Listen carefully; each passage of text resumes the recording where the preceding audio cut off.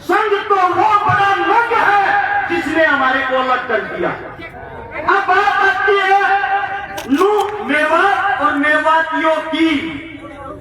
मेवाती लोग मेव कौन है? सबसे पहले हिंदुस्तान की जो गिरती हुई जनसंख्या की 1971 और 72 में, उस टाइम आप लोगों की गिनती करी गई हिंदुओं में। 1901 में दोबारा से गिनती हुई। आप लोगों को अंग्रेजों ने बोल दिया भैया आप हिंदू नहीं हो, आप तो मुसलमान हो। इनकी गिनती कर दी मुसलमानों में। फिर 1926 के दौरान, 2526 के दौरान या हटवाया या फोन कर रहा था मुंह का गया रहे नहीं ये फोन है ये वाला हाँ ये आप सभी से विनती है,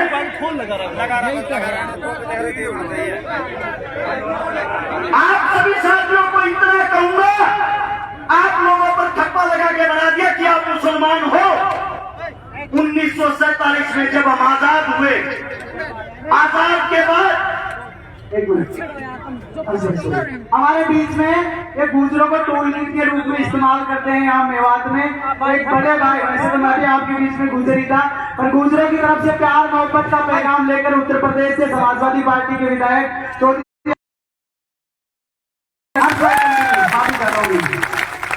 प्रधान जी का स्वागत है। वापिस आते मुद्दे पे, 1947 में हमें आजादी मिली। यहाँ से मिट्टी खोद के देख लेना, इस मिट्टी के अंदर हिंदू मुसलमान सिख ईसाई सबका रक्त मिलेगा। इस आजादी बनना था। जिला को बोले अपने राजनीति के लिए दो देश अलग हुए हिंदू मुसलमानों में, इन लोगों ने इनकी तुच्ची राजनीति ने मार काट रचवा दी। उस मार काट के अंदर मेवात का भी नंबर आता है। जब मेवात का नंबर आया, मेवातियों को बोला गया हिंदुस्तान को खाली करो, यह आप लोगों का देश नहीं है, पाकिस्तान चले जाओ। दिल्ली से रेल के अंदर बैठाते थे, आप लोगों को पाकिस्तान भेज देते थे। उस वक्त मेवातियों ने कहा हमारा हिंदुस्तान है, हिंदुस्तान किसी के बाप का नहीं, हमारा हिंदुस्तान है। और अगर पाकिस्तान लेके जाना है तो हमारी लाश को लेके जा सकते हो, जिंदा मेवाती को नहीं। इस बात का पता लगता है कि मेवातियों ने जिद पकड़ ली। देश के सबसे बड़े नेता उस वक्त के बापू गांधी को बुलाया गया कि यही मना सकता है इन लोगों को और कोई नहीं। ये हकीले हैं, ये जिस चीज पर अड़ जाते हैं जान दे देते हैं, वापिस नहीं हटते। आपके मेवात नू के अंदर घासेड़ा गांव है, वहां पे बापू गांधी जी आए। गांधी ने आप लोगों को मनाया, तुम्हारे को अच्छी सुविधा दिलवाऊंगा, अच्छी फैसिलिटी दिलवाऊंगा, आप लोग यहां से पाकिस्तान चले जाओ, वापिस आ जाओगे शांति होने के बाद। ये गांधी के शब्द थे। उसी वक्त एक मेवाती बुजुर्ग ने खड़ा होकर कहा गांधी जी हमारे को हमारे देश के अंदर मिट्टी दे दो, मिट्टी नसीब करवा दो, वो काफी है, देश को छोड़ के नहीं जाएंगे। ये बात सुनने के बाद गांधी ने ऐलान किया मेवाती हिंदुस्तान की रीढ़ की हड्डी है और मेवाती यही रहेगा। अब बात आती है आप लोग पिछड़ क्यों रहे हो? मेवात की खबर पढ़ के देखते हो कभी? हमारी साइड जो अखबार आता है, टीवी आता है, उसमें दिखाया जाता है मेवात मिनी पाकिस्तान है। मेवात के अंदर तो बलात्कार होते हैं, मेवात के अंदर आदमियों को काटा जाता है। हमारी नई यूथ युवा पीढ़ी उस अखबार को पढ़ती है, कच्चेधारियों की बातें सच मान के उस पर अमल करती है। उनको यह दिखाई नहीं देता इस देश को जो हाल में चला रहा है, सरकार चलाने वाला जिसका नाम है नरेंद्र मोदी, भारत देश का प्रधानमंत्री, जिसकी जो जाति की अगर बात आती है, जिस जाति में उसने जन्म लिया, मैं मोदी साहब से पूछना चाहता हूं, मोदी साहब आप खुल के सबके सामने क्यों नहीं बताते आपकी जाति क्या है?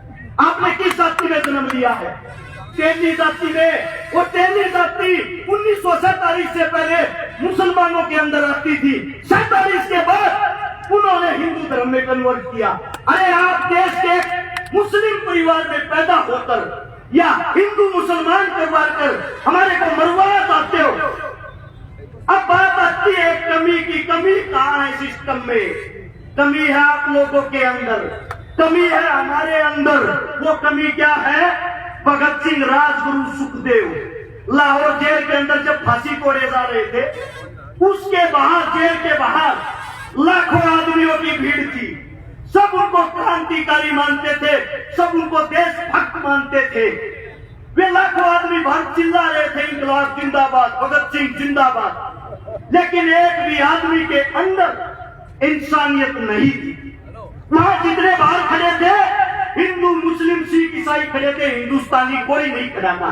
अगर वहां हिंदुस्तानी खड़ा होता, उन सब की ताकत एक होती, वे लाखों आदमी उस जेल की एक एक ईंट उखाड़ते, जेल का नामो निशान नहीं मिलता, और आज भगत सिंह, राजगुरु, सुखदेव तुम्हारे बीच जिंदा होते। वही हालात आज है आप लोगों के लिए। जब हम बोलते हैं, बोलने से पहले तो हर्ष चितारा सबका, बोलने के बाद बात आती है तो जात जाति से है, और जात हिंदू थे ही नहीं। कमाल है भाई, हमने हिंदुस्तान के लिए जन्म लिया, हिंदुस्तान के अंदर जन्म लिया है। हमारे बुजुर्ग हमारे सामने बैठ के हमारे का कहता हूँ, ये रोज लठ रोड़ा पर जब लठ खावे हैं, इनको बोलते हैं ये तो देश करोगे। मैं पूछना चाहता हूँ, जब बॉर्डर पर कोई बेटा, कोई बच्चा शहीद होता है, आप लोगों ने उसकी जाति क्यों नहीं दिखाते? आज तक क्या किसी गुजराती बाबू ने सरहद के ऊपर लड़ाई लड़ी है? आज तक क्या किसी गुजराती बाबू ने हिंदुस्तान के लिए शहीदी दी है? अरे लड़े हम, मरे हम, देश को चलाए हम, और देश के राजा वो। आप लोगों के अंदर कमी ये है, आप अपने आप को नहीं पहचानते, आप अपनी ताकत को नहीं पहचानते, आप उस राजनीति में फंस जाते हो। आप लोगों के अंदर ताकत नहीं है क्या? आप अपने खून को भूल गए क्या? या धमकियों से डरने वाले धमकियों की बात करो। मेरी औरत जब मैं घर से निकलता हूं, ये कहती है पता नहीं वापिस आएगा या नहीं। मेरी औरत जिसके साथ मेरी शादी हो रही है, उसके पेट में दूसरा बच्चा है। मेरे को यह भी यकीन नहीं है मैं उसका मुंह देख पाऊंगा या नहीं। जिस दिन से नूह मेवात के ऊपर मैं बोला, मैंने शुरुआत की, ऐसी ऐसी धमकियां ऐसे आदमियों की, सुबह मार देंगे, शाम मार देंगे। फिर भी मैं एक बात कहता हूं इस सरकार को, समय तुम्हारा, राज तुम्हारा, हिम्मत है तो मार लेना। अगर मेरा बुजुर्ग जाग गए, इनका समय आ गया, इन लोगों ने हमारे को ताकत दे दी, हम भागने का मौका नहीं देंगे। फैसला आप लोगों ने करना है। अरे इस देश का राजा किसान होता है, किसान। इस देश को संभालने वाला किसान का बेटा जवान होता है। और आप लोग अपनी ताकत भूलकर हिंदू, मुस्लिम, जाट, ब्राह्मण में फंसकर उन लोगों के बहकावे में आए हुए हो। चारों तरफ से धरती माप लेना। हर 7 किलोमीटर पर एक मंदिर मिलेगा, हर 12 किलोमीटर पर एक मस्जिद मिलेगी, हर 5 किलोमीटर पर पीर बाबा मिलेगा।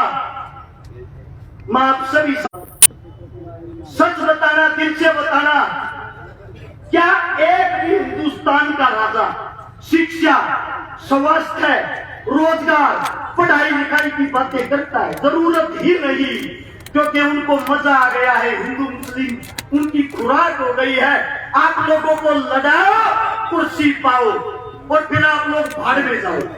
अरे आप लोग कब जागोगे?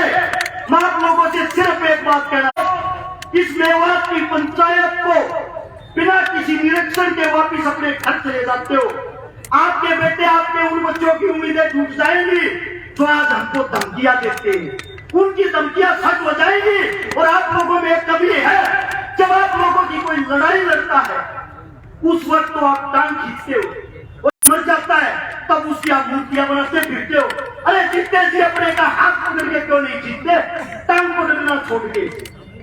मैं सभी साथियों से यह कहता हूं, जो भी बुद्धिजीवी बोले वो बातें मुद्दे की करे, हिंदू मुसलमान की करे, नूह मेवात की करे, ताकि सरकार को पता लग जाए जो आप भगाने वाली कला सीख रहे हो वो अब नहीं चलेगी आप लोगों को। एक नारा जोर का, हम सब एक हैं। मैं बोलूंगा हम सब, आप लोग बोलोगे एक हैं। पता लगना चाहिए कुर्सी के ठेकेदारों को। चलो आप कुर्सी पे बैठ नहीं सकते, उस कुर्सी को हिलाने की हिम्मत तो रखो। हम सब इंकलाब जिंदाबाद, इंकलाब जिंदाबाद। कोई मेरे मुख से गलत शब्द, गलत बात निकली, आपका बच्चा, आपका बेटा हूँ, हाथ जोड़ के आपके चरणों में माफी चाहता हूँ। राम राम, नमस्कार, जय हिंद। आदरणीय राजा रामचंद्र।